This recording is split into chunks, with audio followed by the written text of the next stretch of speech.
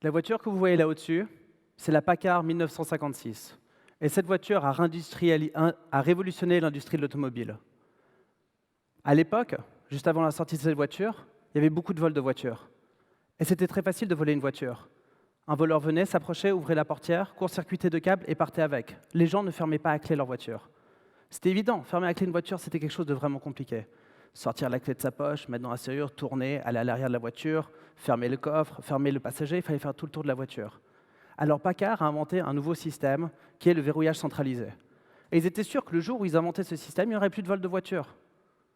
En fait, ça n'a rien changé du tout. La nouvelle voiture se faisait tout autant voler qu'avant. Parce qu'en fait, ça ne changeait rien du tout de mettre un outil technologique qui allait simplifier la vie de l'utilisateur si l'utilisateur ne comprenait pas le risque, la menace et comment utiliser cet outil.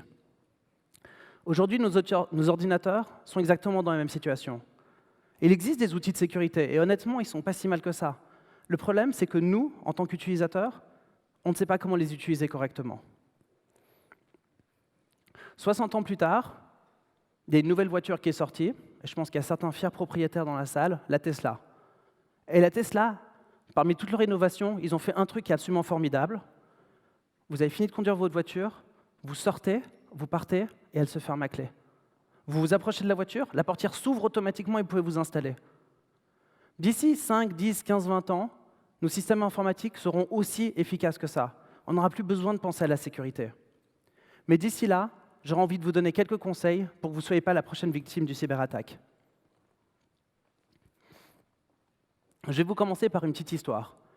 La compagnie pharmaceutique Merck a perdu l'année dernière 300 millions de dollars à cause d'une chose simple.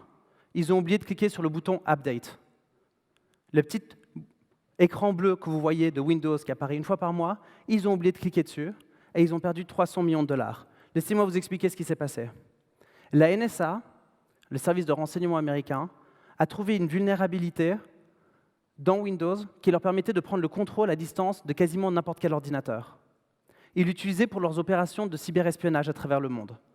Malheureusement, leur vulnérabilité, leur outil qui leur permettait de faire ces opérations d'espionnage a été volé et a été publié sur Internet.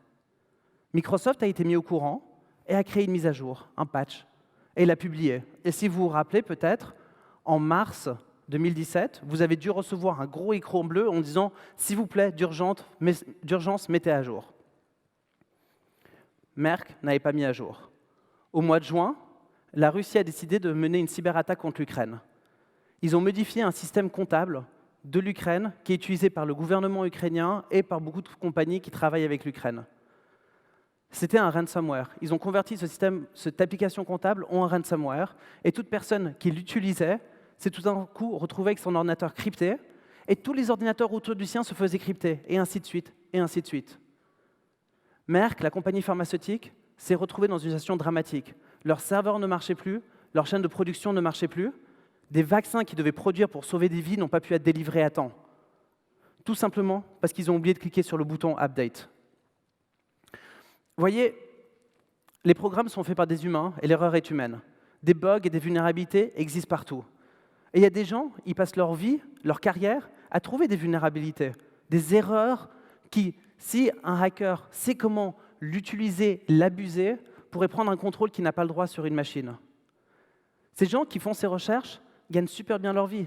Apple leur paye jusqu'à 200 000 francs pour une vulnérabilité. Microsoft jusqu'à 250 000 francs pour une vulnérabilité. Alors comment ça fonctionne? Je suis un chercheur, je trouve une vulnérabilité, j'appelle Microsoft dans notre exemple, et je leur dis, voilà, j'ai trouvé ça, ils me donnent l'argent, moi je pars tranquillement en vacances, et eux commencent à faire du vrai travail. Ils vont essayer de comprendre quel est réellement le problème dans leur code. Comment est-ce que quelqu'un de malveillant pourrait l'exploiter? Une fois qu'ils trouvent ça, ils vont faire un patch. Et un patch, ça ressemble assez pas mal à ça. Ils essaient de trouver une façon de colmater le trou, de façon à ce que le système n'a pas l'air aussi peureux. Une fois qu'ils ont fait ce patch, ils vont le mettre dans un update, une mise à jour, qu'ils vont pousser à tout le monde. Et une fois par mois, vous allez recevoir un petit message en disant « Vous devez faire le update » et vous cliquez dessus, l'ordinateur redémarre et vous pouvez continuer. Voilà, mais quand on a un patch, c'est vraiment un trou qu'on est en train de combler. Maintenant, imaginez que vous avez 15 maisons identiques qui ont été construites par le même architecte et finies par le même maçon. Et il y a un des voisins qui a un mur comme ça. Vous, en tant que criminel, quelle est la première chose que vous allez faire? vous allez chez le voisin, vous allez taper le mur pour voir s'il y a aussi un trou dans son mur, et ainsi de suite. Donc en fait, ce qui se passe, c'est que quand on comble un trou, en même temps, on indique à toutes les personnes qui ne l'ont pas comblé où se trouve le trou chez eux. Et c'est là le grand problème qu'on a quand on parle d'un patch. Parce qu'il y a littéralement une course contre la montre. Il y a une mise à jour qui a été mise, et il y a la course contre la montre entre la personne, vous et nous, qui devons mettre à jour, et le hacker qui doit vous attaquer. Alors, on va comparer un peu la course, c'est un peu comme le lièvre et la tortue, et vous allez voir qui est le lièvre et qui est la tortue dans cette histoire. Commençons par le hacker. Qu'est-ce qu'il doit faire un hacker lorsqu'il y a une mise à jour qu'il veut exploiter? Première chose, il va recevoir la mise à jour, comme tout le monde, il va analyser le code, il va voir quel trou est en train d'être comblé par ce code, il va ensuite... Excusez-moi, c'est perturbant, hein.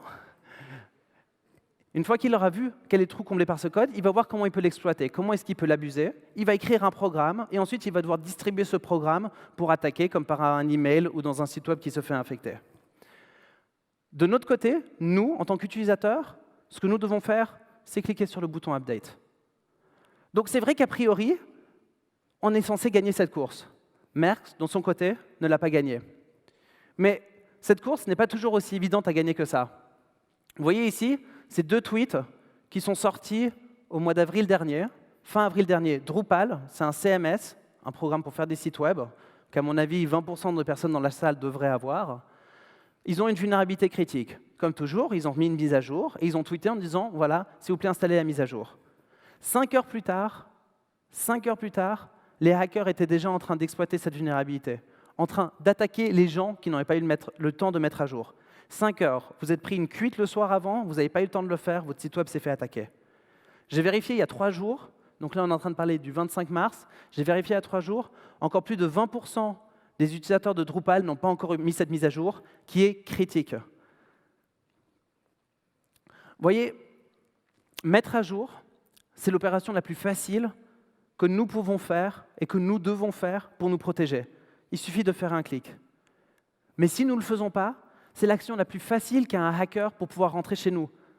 Parce que comme avec l'image du trou dans le mur, il sait exactement où aller, il sait exactement quoi faire, et la porte est ouverte pour lui pour rentrer. Donc, s'il vous plaît, mettez à jour. Mais vous avez tellement de programmes, comment vous savez lesquels mettre à jour? C'est là le problème. Nous avons trop de programmes dans nos ordinateurs, nous avons trop de programmes dans nos téléphones portables.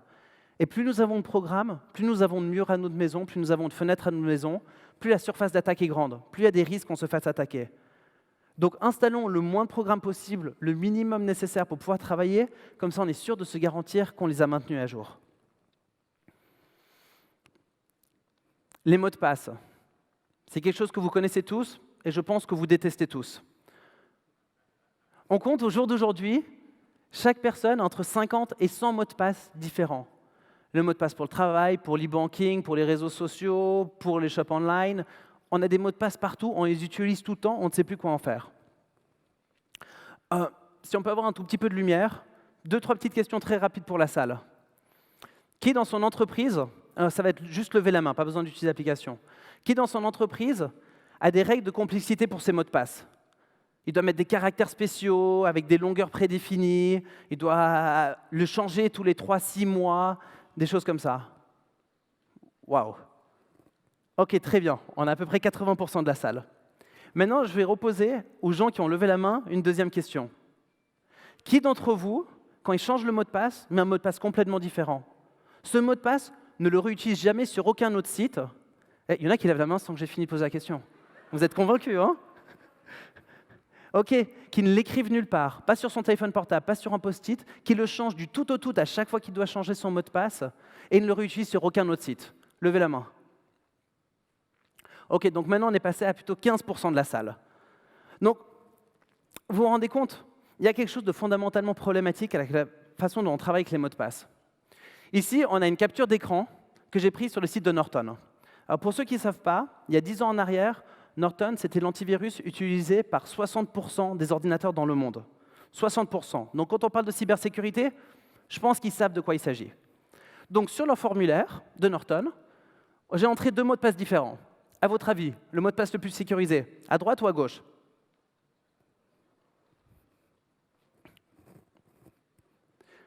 Voici la réponse de Norton. Ah ben non, regardez ce mot de passe. Ils sont où les caractères spéciaux?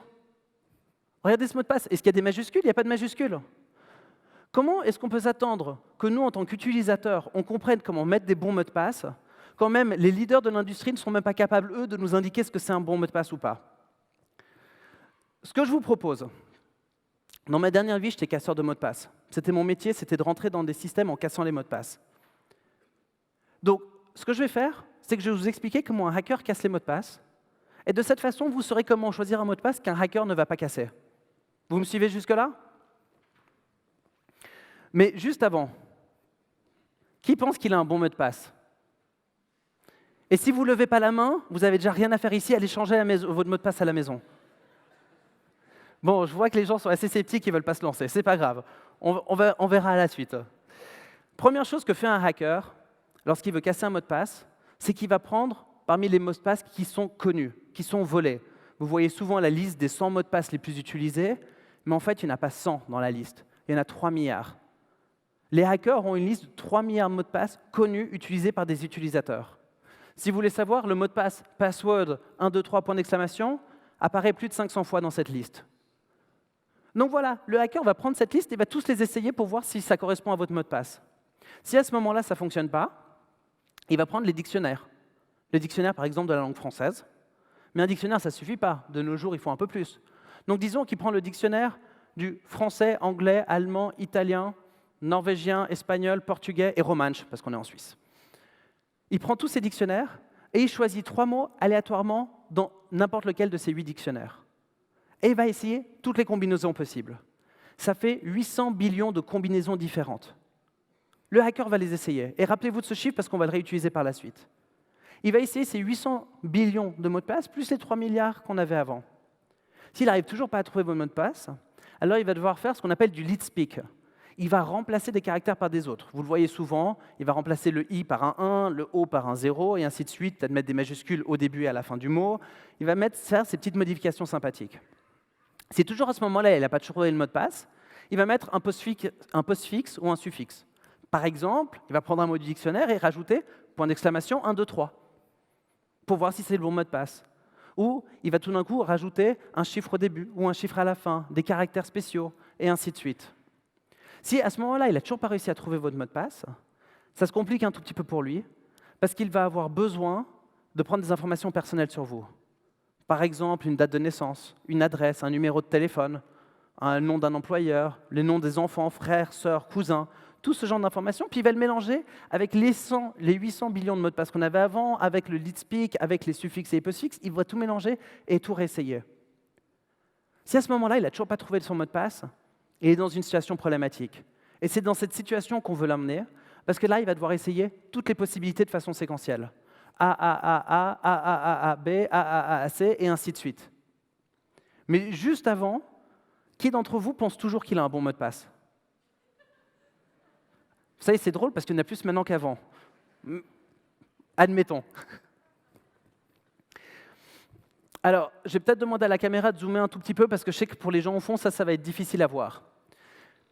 Ce que vous avez ici, c'est un tableau de brute force.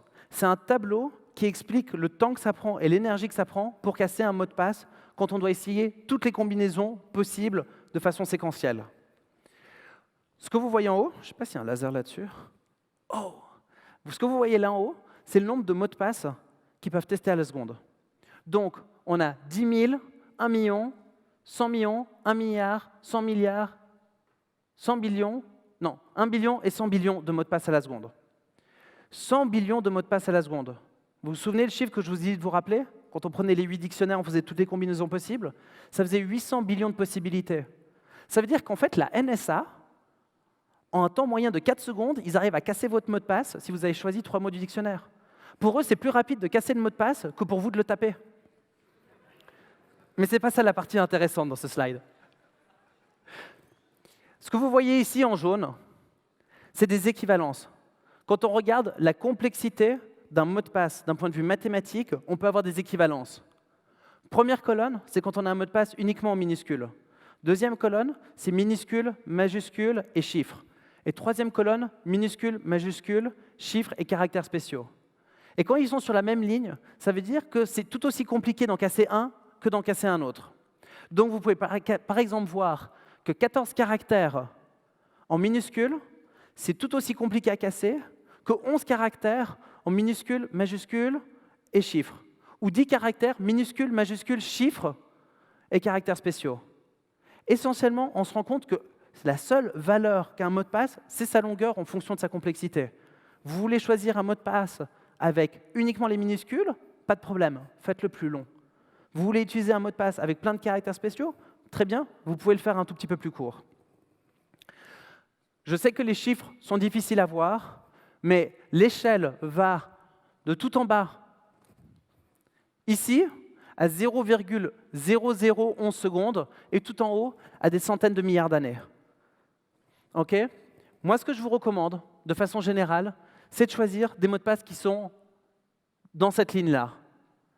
Ça veut dire qu'un mot de passe, si vous choisissez un mot de passe ici, qui fait 15 caractères juste en minuscules, ça prendra à la NSA 4 mois et demi à casser. Ce qui peut sembler raisonnable. Ou bien, vous êtes complètement parano et vous choisissez un mot de passe de 17 caractères uniquement en minuscules et ça va leur prendre 383 années. Ça paraît aussi relativement raisonnable. Et ça, c'est uniquement si vous prenez des mots de passe qu'en minuscules. Si après, vous voulez commencer à jouer avec les caractères spéciaux, il vous en suffit de 12 ou de 11 pour arriver à la même complexité. Vous voyez, le problème, c'est qu'on ne doit pas s'embêter à avoir des mots de passe qui sont terriblement compliqués. Il faut juste avoir des mots de passe qui sont longs. Et si vous avez un super bon mot de passe, vous savez ce que vous faites? Rajoutez des caractères à la fin. Vous avez un mot de passe que vous aimez bien, rajoutez 5F après. 5F, ça va le rendre beaucoup plus long, ça fera que ce ne sera pas un mot du dictionnaire, et ça le rendra beaucoup plus compliqué à casser de cette façon-là. Vous voyez, je vais vous donner un bon mot de passe, un mot de passe que je vous recommande d'utiliser. Ah, vous me voyez venir, hein. Bon, je vous le recommande d'utiliser jusqu'à que je le dise. Le mot de passe, c'est LOL. LOL. Vous mettez 6L, 3O et 6L après. Un mot de passe de 15 caractères, tout en minuscules, j'ai vérifié. Il n'est dans aucune base de données de mot de passe volé. Ce n'est pas un mot de dictionnaire, il n'y a pas de suffixe, il n'y a pas de préfixe, on est bon. C'est un mot de passe qui est sécurisé. Il fait 15 caractères. Ce mot de passe est plus sûr que votre mot de passe de 10 caractères de la banque avec les caractères spéciaux, les majuscules, les minuscules, le truc dont vous ne vous rappelez jamais. Mais bon, voilà, maintenant on a appris comment faire des bons mots de passe. Mais vous en avez 100. Comment vous allez vous rappeler de 100 mots de passe?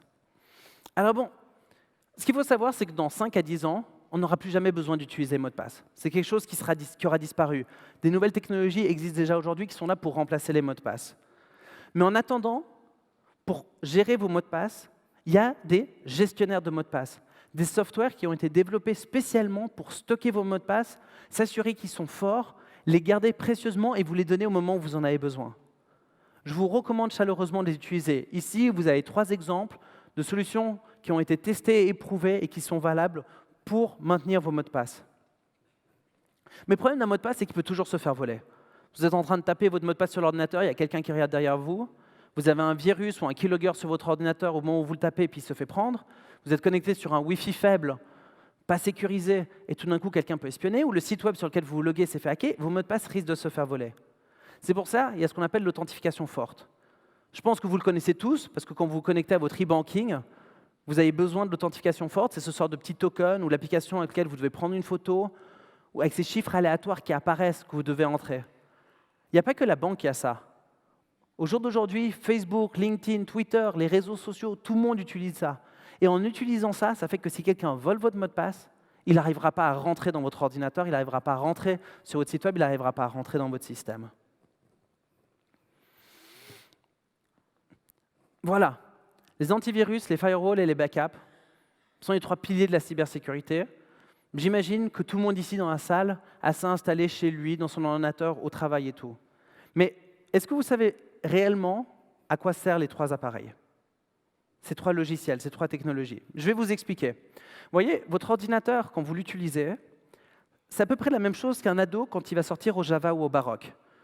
Et pour les Genevois dans la salle, qui ont grandi à Genève, vous savez à peu près où je veux en venir. OK. La première chose, quand on a un ado qui va sortir en boîte, on a envie qu'il soit vacciné. Et quand on parle de vaccin, spécifiquement l'hépatite C. Votre antivirus, c'est exactement la même chose. C'est le système immunitaire de votre ordinateur. Et le vaccin, c'est les mises à jour que vous faites pour votre antivirus. C'est la façon de protéger votre ordinateur. Mais bon, en tant qu'ado, en boîte, beau gosse, danse bien, il y a des chances de conclure. Et comme on dit, il faut sortir couvert. Au moment où il conclut, il faut utiliser le préservatif.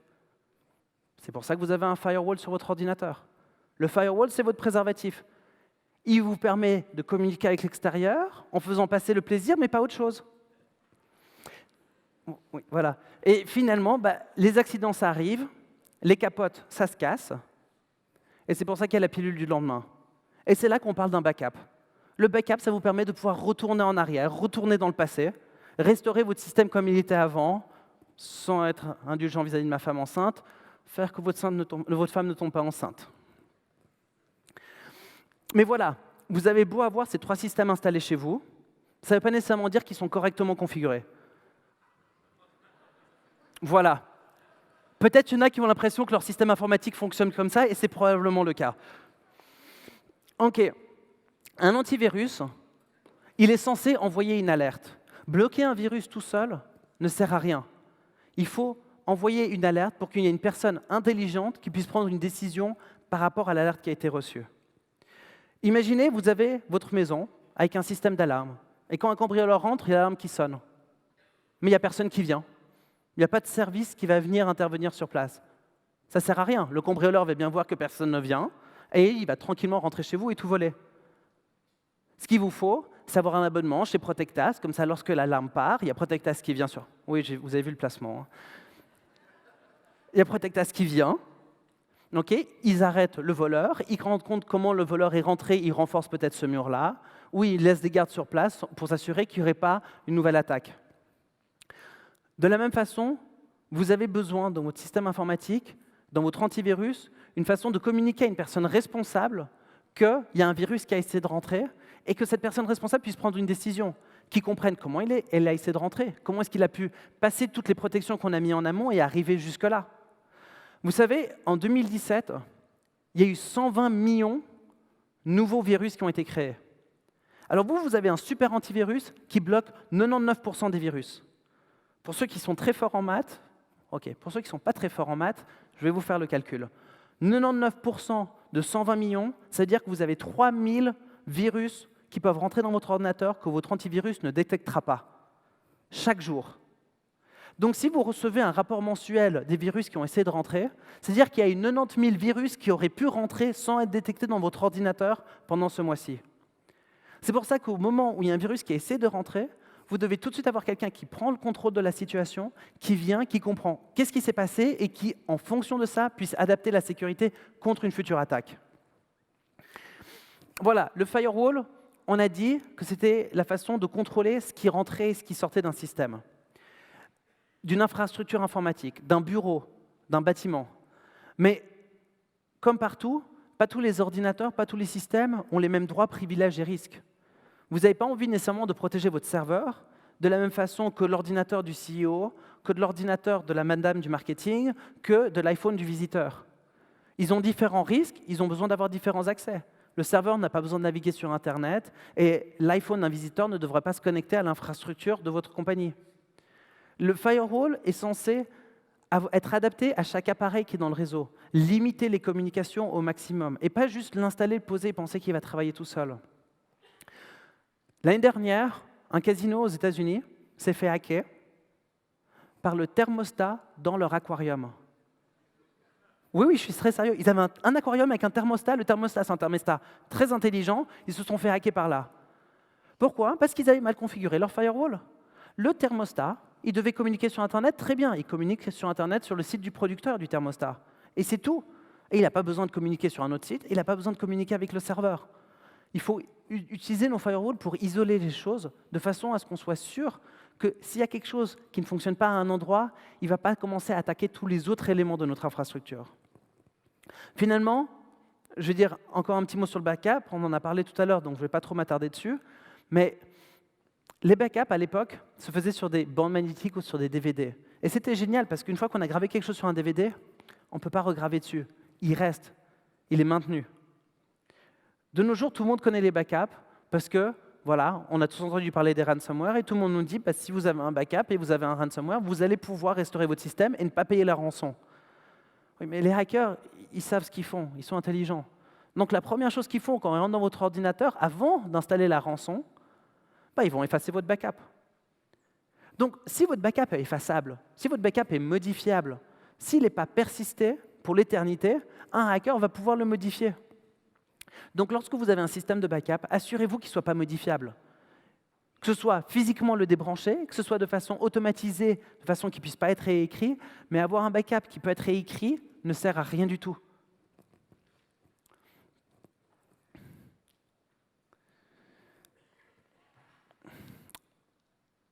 Protéger ces informations, c'est quelque chose de très important. Excusez-moi, il est occupé. Protéger ces informations, c'est quelque chose d'essentiel. Et je ne vais pas trop en parler aujourd'hui, parce qu'avec la GRPD, vous en avez tous beaucoup trop entendu parler, et je n'ai pas envie de vous fatiguer avec ça. Mais il y a quelques points que je pense qui sont essentiels. Première chose qu'il faut se rendre compte, c'est que les données, c'est quelque chose de toxique. Il faut le considérer comme un bien toxique. Imaginez que votre infrastructure informatique, c'est comme une centrale nucléaire. Vous avez besoin d'uranium pour fonctionner et vous créez des produits radioactifs. C'est une conséquence, c'est un mal nécessaire, mais ce n'est pas quelque chose qu'on veut garder. Regardez ce que peut vous apporter votre donnée financièrement, quel est le gain potentiel d'une donnée, et qu'est-ce que ça vous coûte de le maintenir, de le protéger et de le perdre. Et si vous voyez que ça ne vaut pas la chandelle, débarrassez-vous de ces données. Si vous êtes une étude d'avocat et vous devez garder vos données pendant 10 ans, après 10 ans, vous les effacez. Vous n'avez pas aucun intérêt de les garder. Ça vous expose à des risques sans vous donner aucun avantage. Quand on parle de limiter les accès, il faut aussi limiter les comptes administrateurs. Et je ne vais pas vous embêter trop avec ces termes techniques, mais c'est très important de comprendre cette notion. Dans les systèmes informatiques, il y a essentiellement deux types de personnes, les utilisateurs et les administrateurs. Et les administrateurs sont généralement très fiers d'être administrateurs et pour rien au monde voudraient devenir un utilisateur. Mais le problème, être un administrateur, c'est comme avoir un couteau à sushi super bien aiguisé. D'abord, il faut savoir l'utiliser, parce que sinon on perd très vite des doigts. Mais aussi, il ne faut pas l'utiliser pour tout. Si on commence à éplucher des carottes avec des couteaux à sushi, on ne va pas y arriver. Ça va prendre trop de temps, il faut faire trop attention. Lorsque vous êtes un administrateur, utilisez votre compte normal pour votre travail de tous les jours, pour naviguer sur Internet, et lorsque vous avez besoin de faire une tâche administrative, alors vous changez de compte et vous travaillez en tant qu'administrateur. Vous limiterez de loin les vulnérabilités, les risques de fuite de données et les accidents graves. Mais ce n'est pas là-dessus que j'ai envie de discuter ce soir en parlant des protections des données. J'ai envie de parler des informations qu'on diffuse sur Internet. Parce que vous voyez, diffuser des informations sur Internet, c'est à peu près la même chose que se faire des tatous sur le corps. Une fois qu'on l'a fait, c'est très difficile d'enlever et ça nous suit.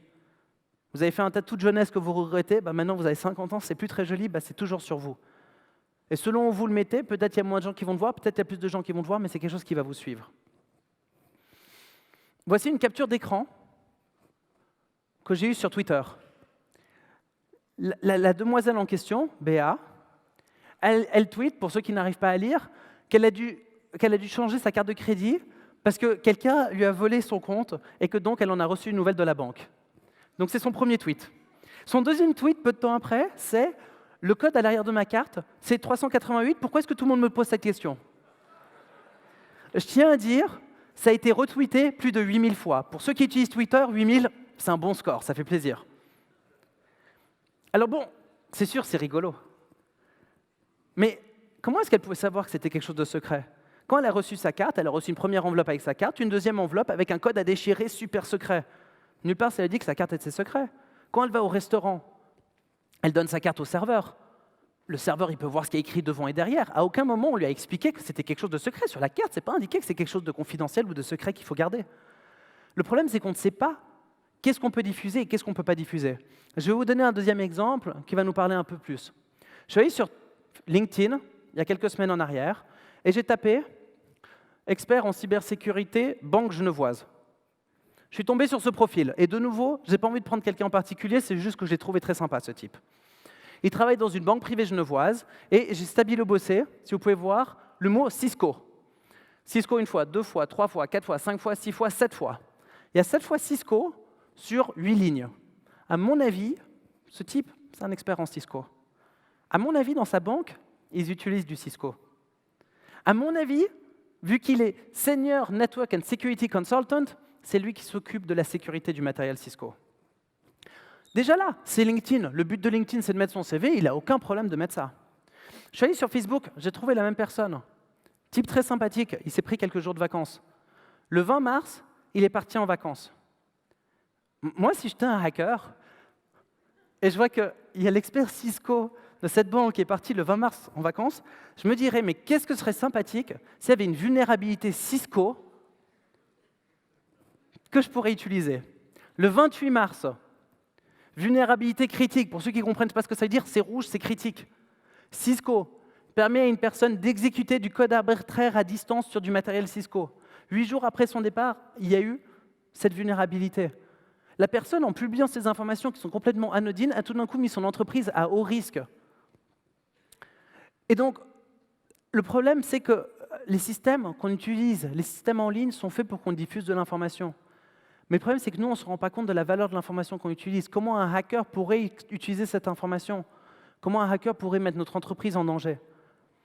C'est pour ça que c'est important de toujours réfléchir un tout petit peu avant de publier quelque chose. Qu'est-ce que pourrait être la pire des situations si je publiais ça?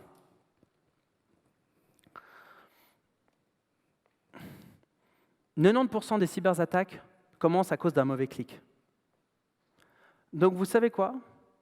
Je vais vous donner un secret. Je vais vous expliquer comment éviter 90% des cyberattaques. Ça va peut-être me mettre en faillite, mais c'est pas grave, je vous aime bien. Ça se fait en 3 étapes. Première étape, vous vous arrêtez. Deuxième étape, vous réfléchissez. Et quand je dis réfléchissez, vous réfléchissez très très fort. Si vous ne trouvez pas la réponse, vous appelez quelqu'un. Vous savez quoi? Appelez-moi. Si vous voulez, à la fin, je vous donne ma carte de visite, vous pouvez m'appeler si vous ne savez pas la réponse de ce que vous devez faire. Et ensuite, vous cliquez.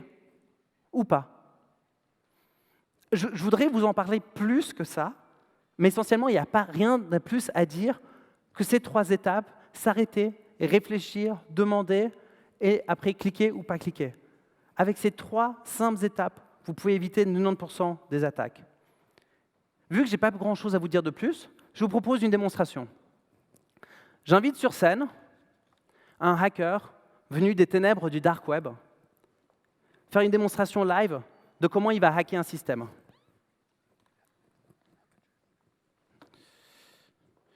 Donnez-moi une seconde.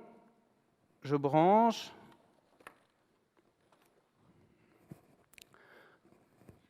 Est-ce que vous voyez mon ordinateur? On va attendre la magie de la régie. Donnez-moi une seconde.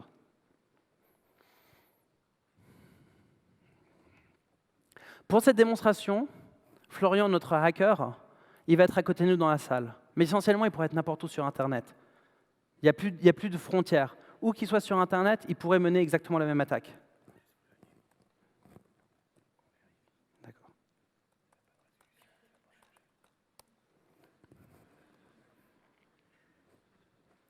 Voilà. Donc, pour la petite histoire, mon nom, c'est Monsieur François Pignon. Je suis employé à l'État de Genève. Et oui, c'est vrai. Et je viens de rentrer de mon déjeuner de chez Léo, comme n'importe quel bon genevois fait. Je reviens de mon déjeuner, j'ai un peu trop mangé, moyennement motivé de travailler, mais comme toujours, j'ouvre mon Outlook. OK? Je reçois un email qui est toujours en train de me critiquer que je ne travaille pas assez, mais bon, ça, c'est pas très important. Qu'est-ce qu'on a? Le service de nos entretiens nous plaint que des gens ne savent pas uriner correctement, mais bon, il y a Greylor qui est là pour tout nettoyer, donc on est couvert. Bon, on a quelques emails urgents, ça c'est de toute façon pas très intéressant. Ah, dans spam. Vous savez, c'est incroyable. Les emails les plus intéressants sont toujours dans la boîte spam. Voyons voir qu'est-ce qu'on a. Oui, non, ça ne me concerne pas. Excusez-moi. Ah, ça c'est super intéressant. Là, je vous explique. Pour les fêtes de Genève, la ville de Genève a décidé d'organiser quelque chose de très spécial autour du jet d'eau. Alors moi, en tant qu'un vrai François Pignon, j'ai fait une proposition de faire un jet d'eau en allumettes. Géant. J'étais tellement fier de mon idée, j'en ai parlé partout, sur tous les réseaux sociaux, sur LinkedIn, sur Facebook, partout j'en ai parlé parce que je suis vraiment très fier. Et regardez, vous voyez, ça vient bien de l'État de Genève. Vous arrivez à lire? Il y a même M. Pierre Motet en copie de l'email.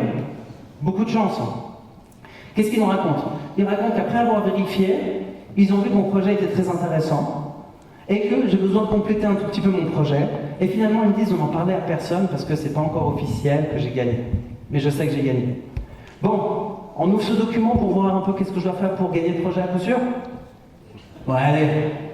Pendant que j'ouvre ce document, sur le deuxième écran, vous avez l'écran de Florian, notre hacker. Regardez ce qui se passe.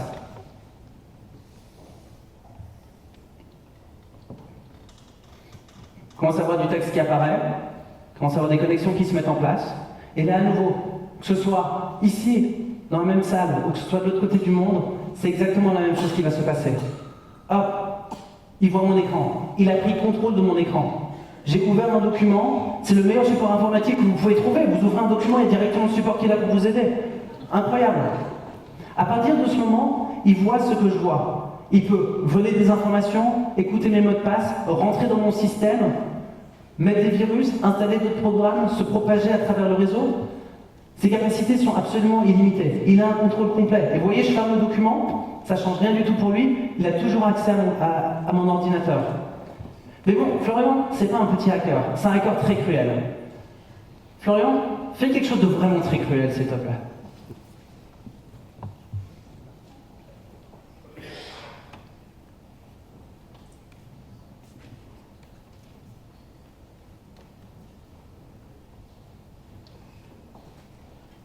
Oh non! Ah non! Non, ça c'est quand même méchant, hein? Ah, ça fait quand même très mal au cœur. Mais vous voyez, un vrai hacker ne s'amuserait pas à mettre une petite vidéo comme ça. Moi, si j'étais un hacker et j'étais rentré dans un système, première chose que je ferais, je ferais bloquer un tout petit peu l'ordinateur. Je mettrais des petits messages d'erreur. Parce que vous, quand vous avez un message d'erreur, l'ordinateur ne fonctionne pas, qu'est-ce que vous faites en premier? Vous appelez le support. Et vous avez le Superman du support qui arrive, qui se met sur l'ordinateur, tape son mot de passe administrateur et commence à régler le problème. Mais Florian, il est sur l'ordinateur, hop, il a récupéré le mot de passe administrateur et se propage partout. Vous voyez, rentrer dans un système, c'est très simple. Un petit clic peut faire tout capoter. Merck, la compagnie pharmaceutique dont j'ai parlé au début, ils ont perdu 300 millions de dollars parce que très probablement quelqu'un a juste ouvert un email comme ça et a cliqué sur quelque chose qu'il ne devrait pas. Merci Florian.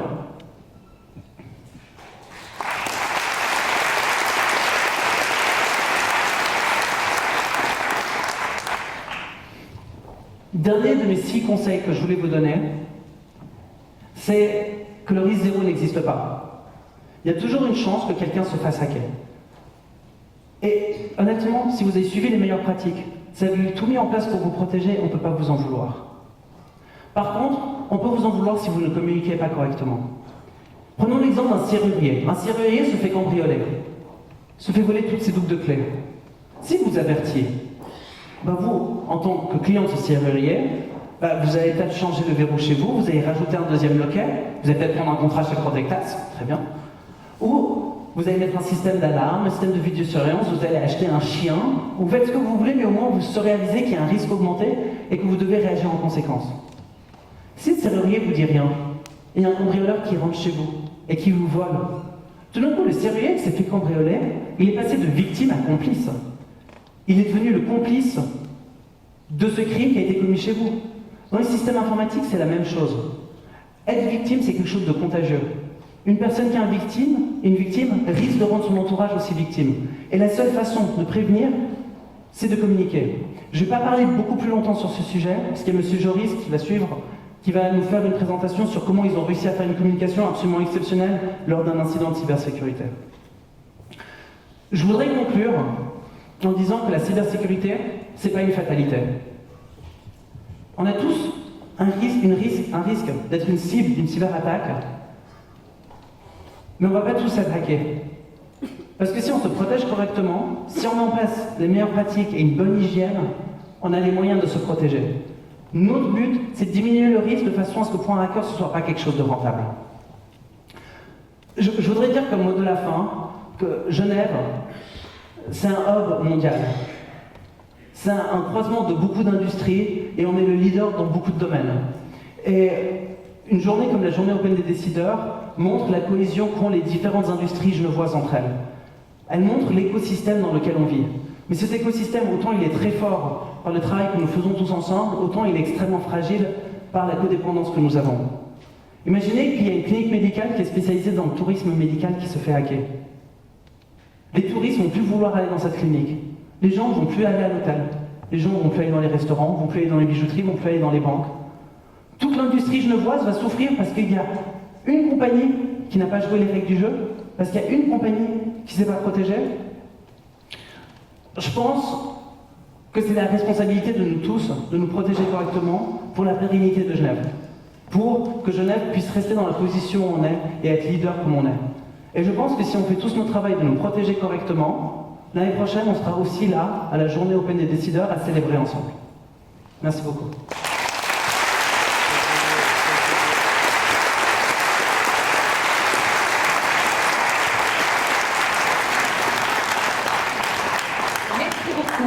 Merci beaucoup, M. Meyer, pour cette démonstration imagée